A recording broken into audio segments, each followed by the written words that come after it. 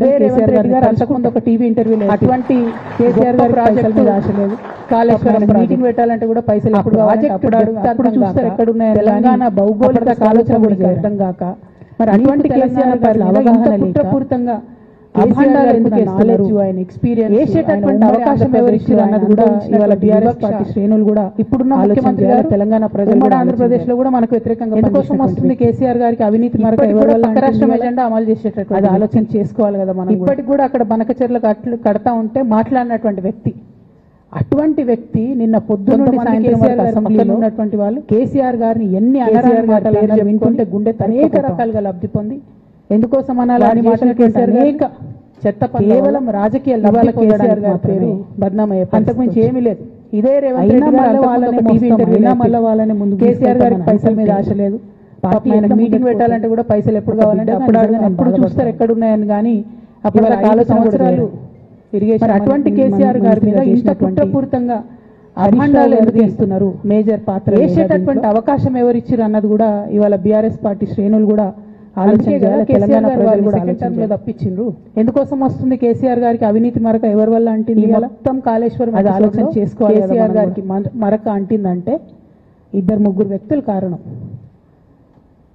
కొంతమంది కేసీఆర్ గారి పక్కన ఉన్నటువంటి వాళ్ళు హరీష్ రావు కేసీఆర్ గారి పేరు చెప్పిన కృష్ణారెడ్డి అనేక రకాలుగా భోగనేదో ఈ పెద్ద అనేక కుమ్మక్క చెత్త పనుల వల్ల కేసీఆర్ గారి ప్రజల కోసం ఆలోచన చేస్తే అయినా మళ్ళీ వాళ్ళని ఆలోచించేసి ఇవాళ మీ వల్ల ముందటిపోతుంది. రేవంత్ రెడ్డి లాంటి నిజంగా నేను బాధపడ తెలంగాణ ఉద్యమానికి సంబంధం లేని ఇవాళ 5 సంవత్సరాలు కేసీఆర్ గారి కార్యక్రమాన్ని సరిపోని మంత్రిగా చేసినట్టు ఆయన నిలబడి కేసీఆర్ గారిని హరీష్ రావు గారి కేసీఆర్ గారి మేజర్ పాత్ర లేదా ఇవాళ నేను వేస్తా అని చెప్తున్నాడంటే కారణం ఎవరు దీనికి? అందుకే కదా కేసీఆర్ గారు వారిని బరిలో తప్పించిండ్రు. ఇదే హరీష్ రావు గారు, ఇదే సంతోష్ రావు గారు అనేక కుట్రలు చేసినా కూడా ఈ మొత్తం కాళేశ్వరం ఎపిసోడ్ లో నా మీద కేసీఆర్ గారికి మరక అంటే రకరకాల మాటలు చెప్తే కూడా 3 వ్యక్తులు కారణం. మాజీ రాజ్యసభ సభ్యుడు ఒకలైతే నా పర్సనల్ అటాక్ కి నేను ఒకలైతే ఇంతవరకు మాట్లాడగానో చెప్తున్నాను. ఈ పెద్ద పెద్ద కాంట్రాక్టర్లు అందరితో కుమ్మక్క కేసీఆర్ గారికి ఈ కేసీఆర్ గారు ప్రజల కోసం ఆలోచన చేస్తే ఆలోచన చేస్తే వీళ్ళు సొంత వనరుల కోసం డెవలప్మెంట్ కోసం ఆస్తులు పెంచుకోవడం ఇటువంటి వాళ్ళని చూస్తూ ఎందుకోసం ఇవాళ మీ వల్ల చేసుకోవాలి. రేవంత్ రెడ్డి పార్టీ తమల కోపం తెలంగాణ ఉద్యమానికి సంబంధం లేనివి కానీ కేసీఆర్ గారు మాట్లాడుకుంటేనే మందు తీసుకుంటే ఆయన నిలబడి కేసీఆర్ గారిని చేయెత్తి చూపించి కేసీఆర్ గారి మీద సిబిఐ ఇవాళ నేను వేస్తా అని చెప్తున్నాడంటే ఇట్లా కారణం ఎవరైతే చాలా చాలా అంశాలు ఉన్నాయి. నేను బరి జోలికి నేను పోదలేహారావు గారు ఇదే కేసీఆర్ గారు అనేక హిమాలయ పర్వతం అంత ఎత్తు లాంటి పర్సనాలిటీ ఆయన నా మీద ఓపెన్ ఆయనను చేయబెట్టి అందరితో రకరకాల మాటలు చెప్తే కూడా నేను భరించి ఆయనను చేయబెట్టి చూపించి అవినీతి అని అంటే నా పర్సనల్ చాలా బాధ అయితే ఉన్నప్పుడు కూడా వాళ్ళను ఇంతవరకు పేరు పెట్టి తెలియడానికి కూడా ఇబ్బంది పడ్డటువంటి వ్యక్తి ఆయన. రాజకీయాలలో 40-50 ఏళ్ళు ఈ వయసులో సిబిఐ ఎంక్వైరీ ఏందండి? ఎందుకు అనేక మంది వాళ్ళు మాట్లాడుతుంటారు, చాలా మాటలు మాట్లాడుతుంటారు. కానీ నాకు తెలుసు నేను దగ్గరుండి ఇటువంటి వాళ్ళని చూస్తూ ఎందుకోసం ఎన్నడైనా ప్రొటెక్ట్ చేసుకోవాలి. అటువంటి పార్టీ తమల కోపం ఎంక్వైరీ ఇస్తాం, ఇదేస్తాం అదేస్తాం. కానీ ఎవరు కారణాలు చేయకుండా అప్పుడప్పుడు మాట్లాడుకుంటేనే మందు తీసుకుంటేనే చేతగాని కాంగ్రెస్ ప్రభుత్వం మీ ఏసీబీ వాళ్ళు పోయి కాళేశ్వరంలో పనిచేసిన 3 ఇంజనీర్లను పట్టుకుంటూ పోతే ఒక్కొక్క ఇంజనీర్ దగ్గర 100 కోట్ల ఆస్తులు వెళ్తే వాటన్నిటి జోలికి నేను ఎంక్వైరీ చేసే వెనకాల ఎవరు లాంటి పర్సనాలిటీ ఆయనది. ఖచ్చితంగా నేను చేయబెట్టి హరీష్ రావు గారు వెనక సంతోష్ రావు గారు ఆయన రేవంత్ రెడ్డి గారు చేయబెట్టి చూపించి అవినీతి ఖచ్చితంగా కాపాడుతారనే విషయాలు అడుగుతా ఉన్నాయి. ఎందుకంటే వాళ్ళని ఏమన్నారు నా పెళ్లి కూడా ఇబ్బంది మాట్లాడారు వ్యక్తి ఆయన. బాణం ఎంత రాజకీయాలలో 40-50 ఏళ్ళు ఉంటే కూడా కేసీఆర్ గారిని మాట్లాడాలి, కేసీఆర్ గారిని బదనాం చేయాలి. అనేక మంది అలా మాట్లాడుతుంటారు, చాలా మాటలు మాట్లాడుతుంటారు. కానీ ఈ అవినీతి ఎన్నడైనా ఆశ్రమం ఏమన్నారు అటువంటి మనిషిని అండర్స్టాండింగ్ ఇదేస్తాం అదేస్తాం. రేపటి నుంచి నేను రేపటి నుంచి ఏం మాట్లాడతారు తెలుసా? ఈ చేతగాని కాంగ్రెస్ ప్రభుత్వం సోషల్ మీడియా ఏసీబీ వాళ్ళు పోయి కాళేశ్వరంలో ఆపరేట్ చేస్తుందంటారు, కాంగ్రెస్ ఆపరేట్ మీకు ఎందుకు ఎంక్వైరీ చేసి మాట్లాడుతుందంటారు. ఖచ్చితంగా నేను ఇవాళ చెప్తా ఉన్నా, నేను ఎవరు చెప్పి కాదు, సంతోష్ రావు గారు నాది కాపాడతారు అన్ని విషయాలు. అది కేసీఆర్ బ్లడ్, నా తెలంగాణ బ్లడ్. వాళ్ళని ఏమన్నారు ఇండిపెండెంట్ గా నేను అనుకున్న విషయాన్ని బాణం ఎంతసేపు కేసీఆర్ గారు దానికి పొలిటికల్ గా ఇబ్బంది అయినా కష్టపడాలి, నేనే పని చేయాలి.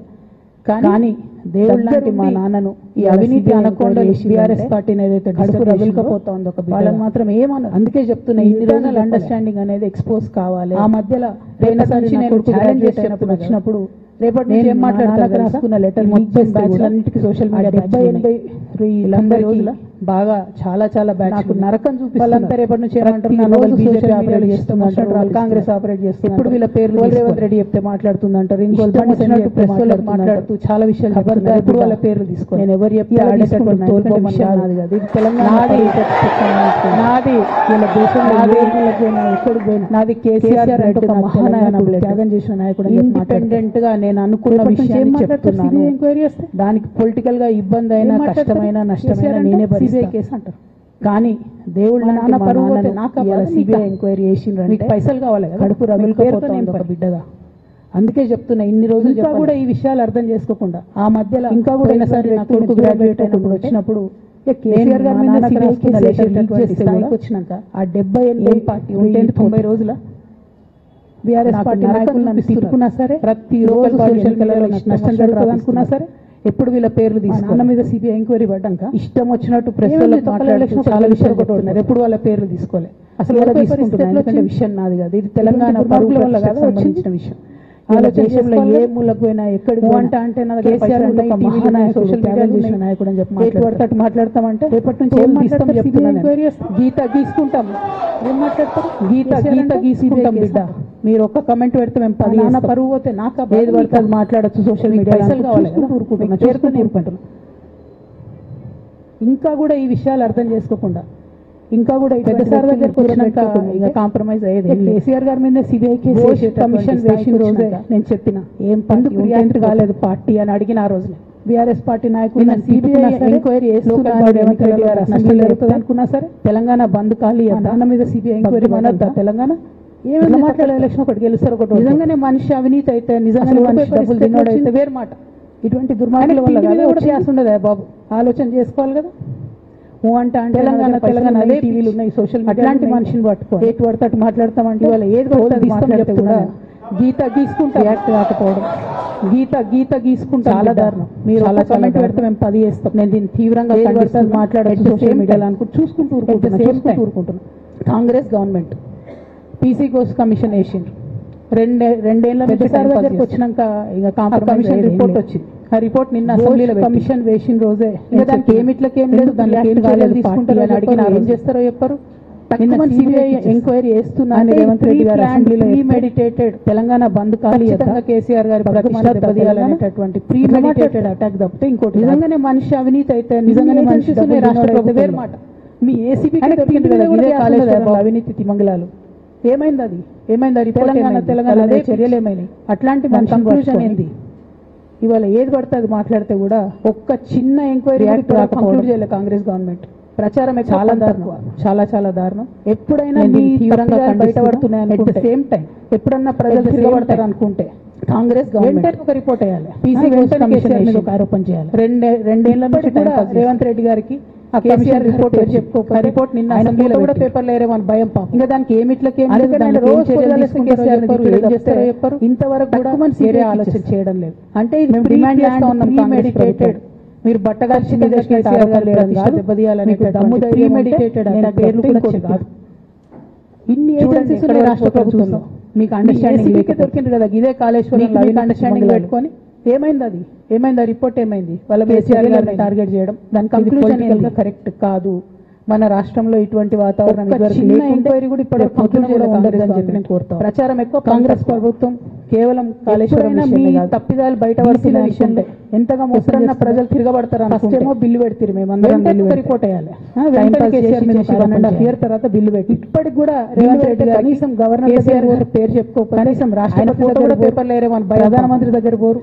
అందుకని ఆయన రోజు పొద్దుగాలే గవర్నర్ సుప్రీం కోర్టు వరకు ఇంకా కూడా వేరే ఆలోచన మళ్ళీ ఛాలెంజ్ చేసి అడుగుతాం, డిమాండ్ చేస్తా ఉన్నాం కాంగ్రెస్ ప్రభుత్వాన్ని.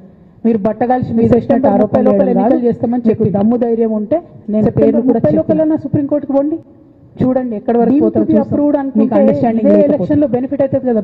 మీకు అండర్స్టాండింగ్ పెట్టుకొని ఆ తర్వాత ఇంకొక ఆర్డినెన్స్ తెచ్చిరు. అది కేసీఆర్ గారు టార్గెట్ గవర్నర్ దగ్గర ఇది పొలిటికల్ గా కనీసం దాని మీద సుప్రీంకోర్టు మన రాష్ట్రంలో ఇటువంటి వాతావరణం ఇదివరకు లేకుండా మళ్ళీ నిన్న కొత్త పొద్దున కూడా 50% స్లాబ్ ఎత్తే కాంగ్రెస్ ప్రభుత్వం కామెడీ రోజు కాళేశ్వరం విషయమే కాదు ఎందుకోసం విషయం అంతా బీహార్ మోసాలు వేస్తున్నారు వాళ్ళ రాహుల్ గాంధీ గారి టీఆర్ యాక్టివిటీకి రోజు ముచ్చట చెప్పాలి ఆయన టైం పాస్ చేసి 1.5% క్యాప్ పెట్టేస్తున్నామని కొత్త కథ చెప్పి బిల్లు పెడితే రాహుల్ గాంధీ బీహార్ రాష్ట్రపతి దగ్గర 50% ప్రధానమంత్రి దగ్గర కూడా అంటాడు ఆయన బీహార్ ఎన్నికలలో గవర్నర్ అక్కడ పెట్టుకోవాలి కాబట్టి టీఆర్ యాక్టివిటీ కోసం వీళ్ళు ఇక్కడ చేస్తున్నారు మళ్ళీ ఛాలెంజ్ చేసి బీహార్ ఎన్నికల కోసం తెలంగాణ బీసీ బిడ్డలను బలి పెడుతున్నారు రేవంత్ రెడ్డి గారు 30 లోపల ఎన్నికలు చేస్తామని చిత్తశుద్ధితో బీసీలకు ఏదైనా బెనిఫిట్ చేద్దామనే ఉద్దేశం అటువంటి ఉద్దేశం ఇదే ఎలక్షన్ లో బెనిఫిట్ అయితే కేవలం కాంగ్రెస్ పార్టీ బీసీలను నయవంచన చేస్తారు ఆ తర్వాత ఇంకొక ఆర్డినెన్స్ చేస్తుంటే బీహార్ ఎన్నికలు గవర్నర్ తెలంగాణ జాగృతి మొత్తం బీహార్ లో మీకు వ్యతిరేకంగా ప్రచారం చేస్తాం దాని మీద తెలంగాణ బీసీలను మీరు మోసం చేశారని చెప్పి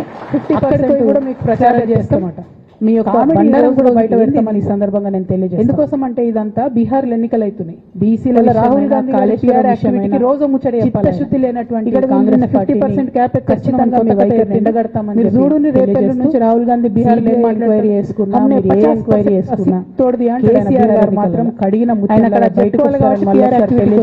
చేస్తున్నారు మీ అందరి దగ్గర కూడా ఎన్నికల కోసం తెలంగాణ దగ్గర కూడా బలివేడి సెలవు రేవంత్ రెడ్డి గారు థ్యాంక్ యూ జై తెలంగాణ బీసీలకు జై జాగృతి ఉద్దేశాన్ని మీకు లేదు జై కేసీఆర్ అటువంటి ఉద్దేశం మీకుంటే మీ వైఖరి ఇట్లా ఉండదు కేవలం కాంగ్రెస్ పార్టీ బీసీలను నయవంచన చేస్తున్నది మీరు ఇట్లనే చేస్తుంటే బీహార్ ఎన్నికలు వస్తే మేము తెలంగాణ జాగృతి మొత్తం పోయి బీహార్లో మీకు వ్యతిరేకంగా ప్రచారం చేస్తాం తెలంగాణ బీసీలను మీరు మోసం చేసిరని చెప్పి అక్కడికి పోయి కూడా మీకు ప్రచారం చేస్తాం మీ యొక్క బండారం కూడా బయట పెడతామని ఈ సందర్భంగా నేను తెలియజేస్తాం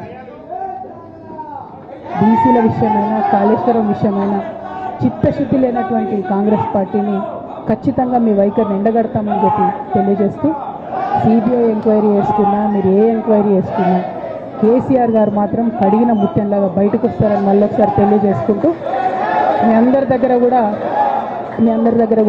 నేను సెలవు తీసుకుంటా ఉన్నాను థ్యాంక్ యూ జై తెలంగాణ జై జాగృతి జై కేసీఆర్